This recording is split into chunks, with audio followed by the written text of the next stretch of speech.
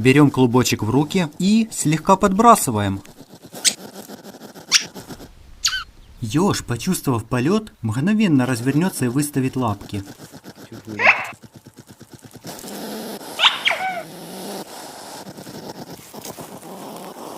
Главный секрет ежи открыт. Теперь не нужно тащить его в реку или пинать ногами.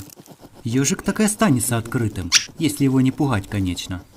Теперь можно рассмотреть его носик и почесать мягенькое пузико.